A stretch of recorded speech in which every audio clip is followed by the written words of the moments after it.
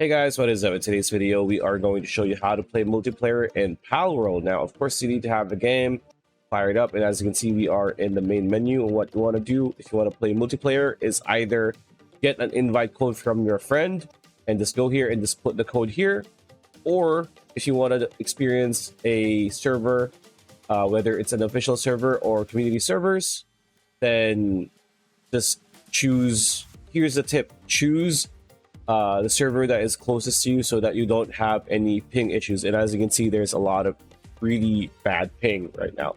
So if I go to say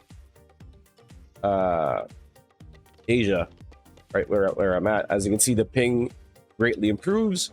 So all you need to do is, for example, join this one, click yes, and this might take a while depending on how fast the server works. Before, in the past, this takes quite a bit of time, and as you can see, it's not anymore. So just click confirm, click start game, click yes, and you will be able to log in to a game on the server. And as you can see, let's just do this, click yes, and you will see that in servers, there you go, there are people already having their own bases. That's one base. There's another person's base because you can see the border, the territory border over there.